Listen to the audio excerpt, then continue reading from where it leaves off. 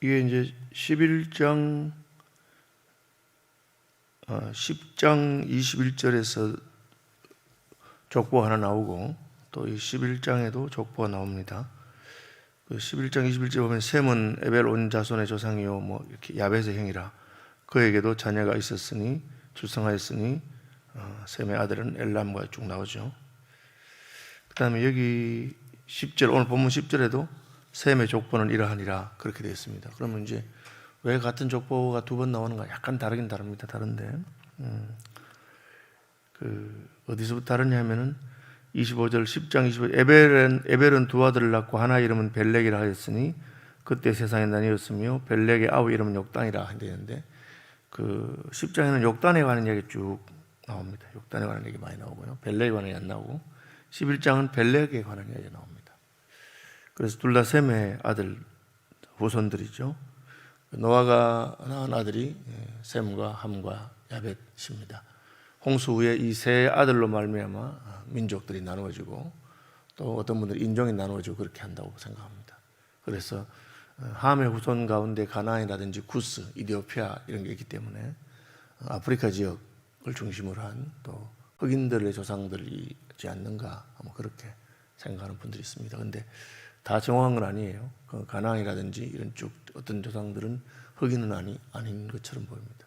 어쨌든 흑인들의 조상은 함은 맞는 것 같고요. 함의 모든 후손들이 다 흑인은 아닙니다. 가나안 같은 경우는 꼭 흑인이라고 할 수 없어요. 우리가 이제 흑인, 백인, 황인종 뭐 이렇게 가르는데 실제로는 꼭 그렇게 맞지도 않아요. 그래서 백인은 흰 사람들이 아니고 좀 붉은 사람들입니다. 피부가 붉은 사람들이고 또 황인종 가운데 뭐 어떤 분들은 그냥 특별히 동남아시아 쪽에 있는 동북아시아 쪽에 있는 한국과 중국과 일본인들은 또 백인처럼 그렇게 흰 분들도 많이 있고 섞여 있어요. 그래서 함의 후손이 흑인이다. 뭐 그 가나안은 형제들의 종이 된다 했으니까 그걸 가지고 흑인 노예들을 부리면서 자기들이 정당성을 주장한 그런 사람들이 있었어요. 그래서 우리가 성경 해석할 때 항상 조심할 것은 내한테 맞추어서 아전인수격으로 자기들이 하고 있는 것을 정당화하기 위해서 성경을 그렇게 하면 안 됩니다. 한때 로마서에 있는 그 위에 있는 권세들에게 복종하라 그런 말을 정치가 중에 한 명이 써서 예수 믿는 사람들은 그냥 정부에서 하라는 대로 다 해야 된다 뭐 그런 식으로 또 말씀한 분도 있었어요. 그래서 우리가 성경은 성경 자체의 원래 이 구원의 역사와 관련해서 하나님이 주시는 교훈인데 그 교훈을 따라야 되는 겁니다. 어쨌든 10장에 나오는 이 셈의 가문은 노아의 가문의 계보예요. 노아의 계보에서 셈과 함과 야벳을 통해서 민족들이 나누어졌다고 되어 있고 그 나누어진 이야기를 하기 때문에 셈의 가문의 이야기도 쭉 가다가 에벨이 제가 헤벨 히브리어인의 조상이라고 했죠. 그래서 거기 벨렉과 욕단으로 나눠지는데 욕단 이야기를 주로 합니다.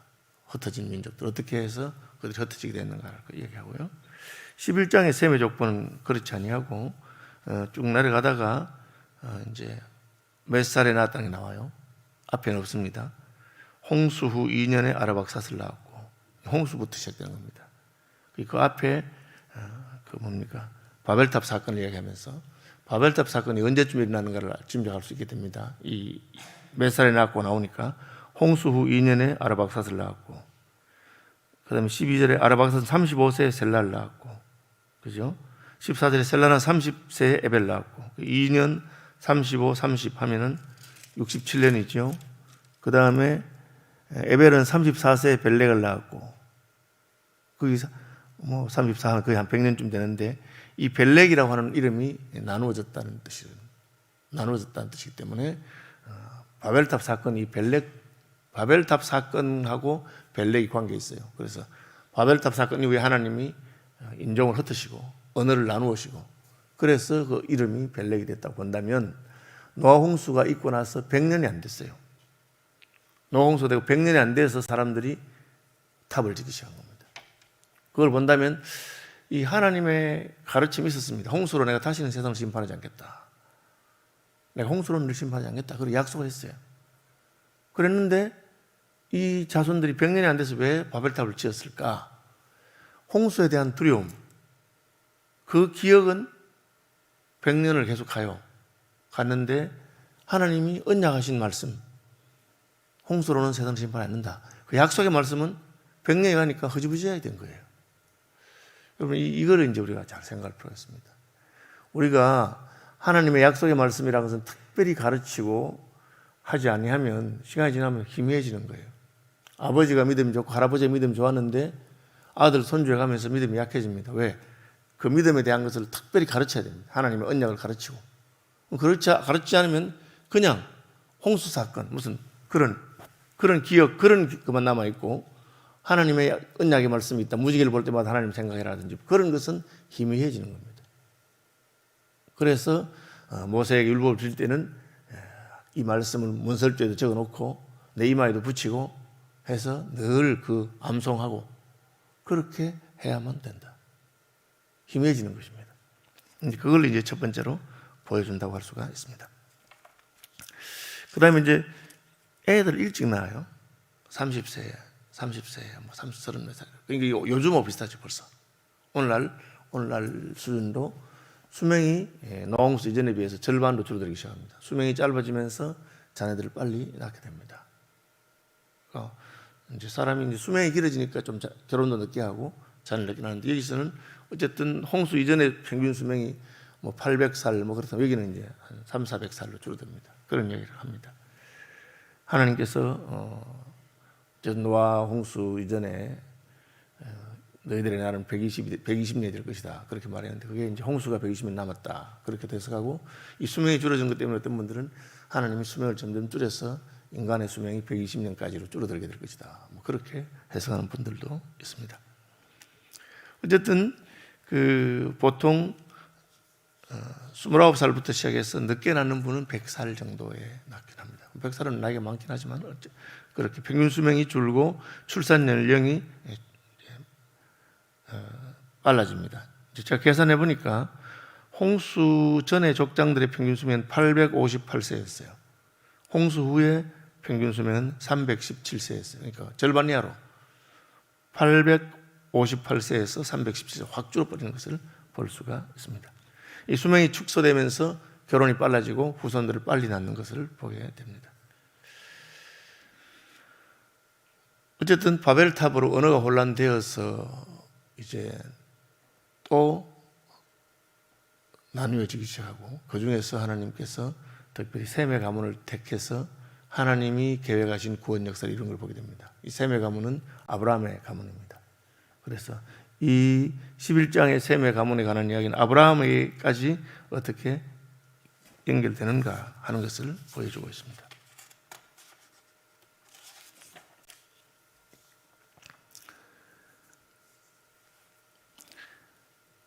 이제 11장의 계문 가운데 계보 가운데 셈에는 아라박삿이 나오죠. 셈은 100세 곧 홍수 후 2년에 아라박삿을 낳았다. 그렇게 됐습니다.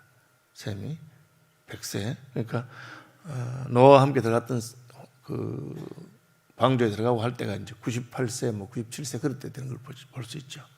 그때까지 아예 자식이 없었습니다. 그러다가 결혼했는데 홍수가 끝난 다음에 2년 뒤에 자식을 낳기 시작하고 500년 동안 자식을 낳았다. 그래서 많은 인구가 많이 늘어나죠. 지금은 우리가 뭐 1명, 2명 낳잖아요. 그런데 저희 어릴 때만 해도 보통 6남매, 7남매, 심지어는 뭐 10남매, 12남매 되었습니다. 그러니까 그때부터 더 옛날이니까 이게 얼마나 많은 자녀들 낳았을지는 모르는데 그 자녀 가운데 아르박삿만 딱 나옵니다. 아르박삿을 낳았다. 이게 이제 메시아의 계보로 어떻게 이어지는가를 보여주기 때문에 성경에서는 우리의 구원과 관련되지 않은 것에 대해서는 별로 중요성을 생각하지 않습니다. 그래서 구원과 관련된 족보에 관한 걸 하는 거예요. 우리도 마찬가지입니다. 우리도 사람이 그 시간이라든지 힘이라든지 여러 가지의 제한이 있어요. 그래서 모든 것을 다 잘할 수 없어요. 우리가 집중해야 되는데 어디 집중해야 되느냐?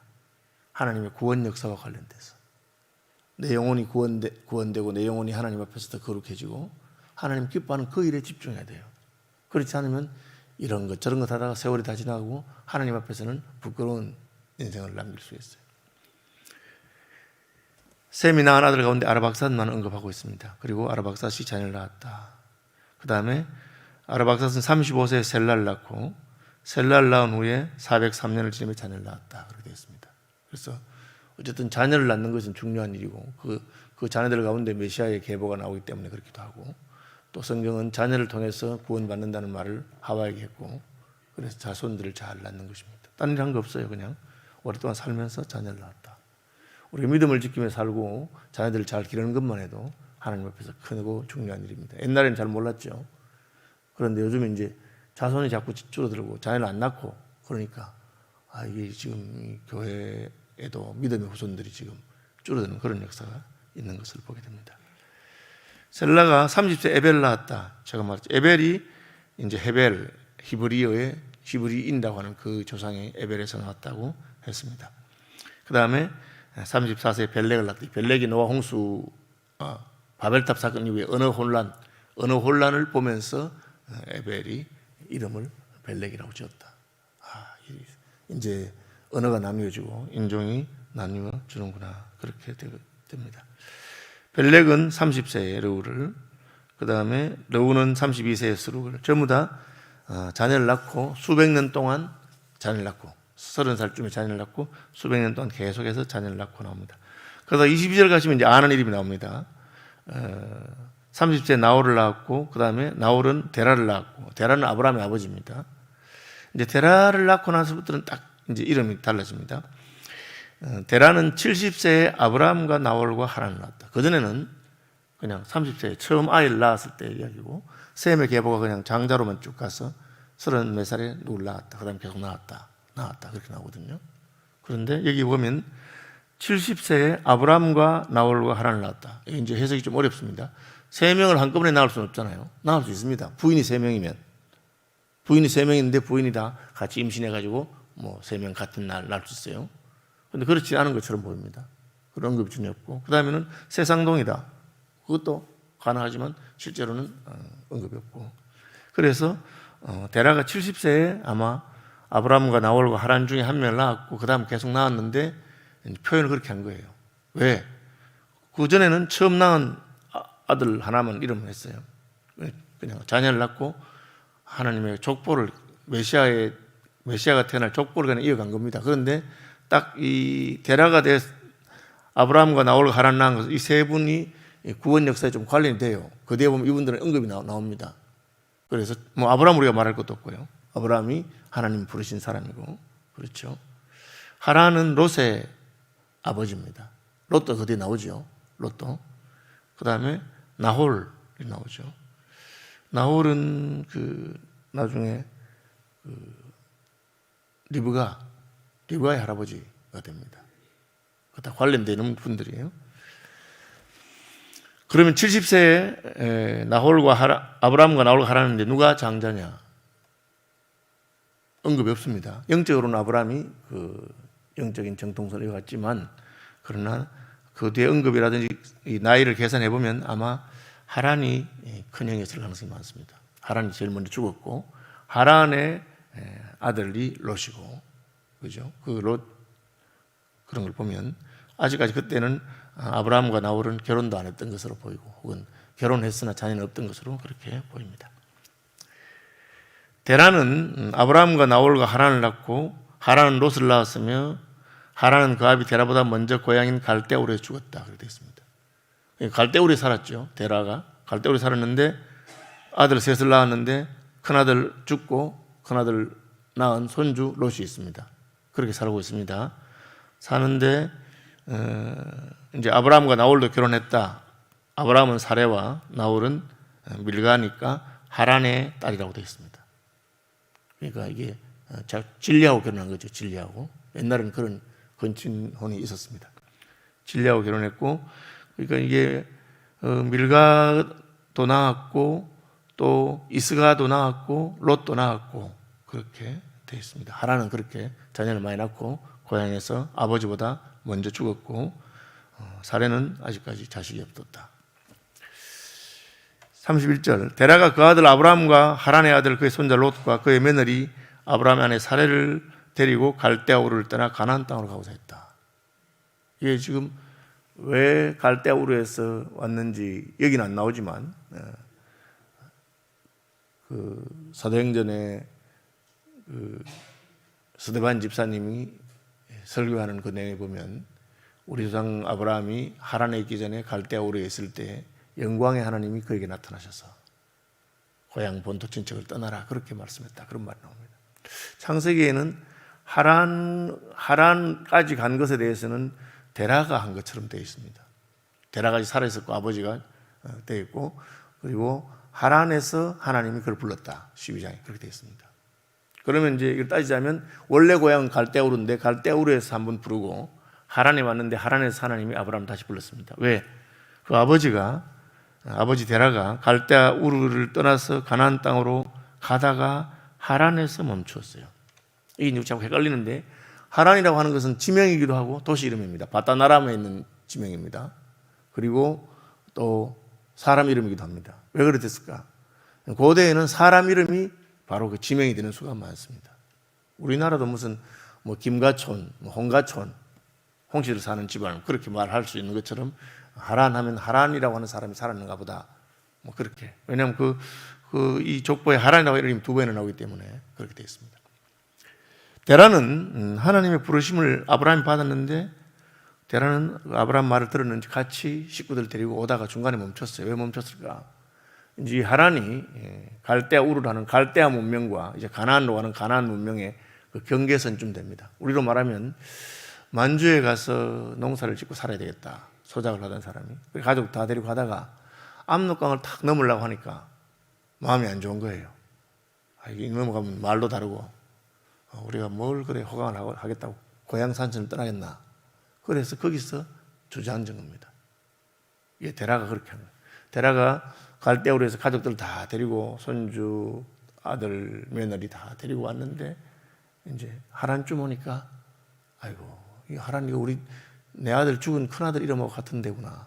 여기서 그냥 거기는 이름도 지명도 다 비슷한 사람들 쓰니까 우리 문화인데 못 가겠다고 멈춘 겁니다.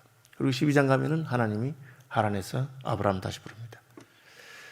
데라는 거기 멈추었고 205세까지 살다가 하란에서 죽었습니다. 그러니까 이 70세에 낳았죠. 70세에 아들 낳았고 그 다음에 205세에 그렇게 죽었는데 그 뒤에 이야기를 보면 아버지가 죽고 나니까 하나님이 다시 아브라함을 불러서 아브라함이 하란을 떠나고 이제 완전히 가나안 땅으로 가게 되는 걸 보입니다. 그 형제였던 나홀, 그죠? 그는 안 갑니다.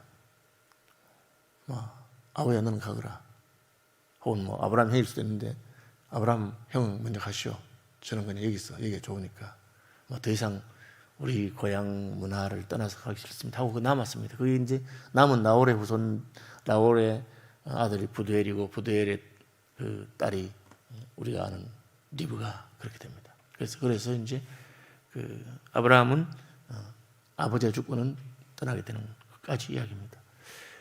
구원 역사에 있어서 하나님께서 이제 개입하셔서 데라를 불러서 옵니다.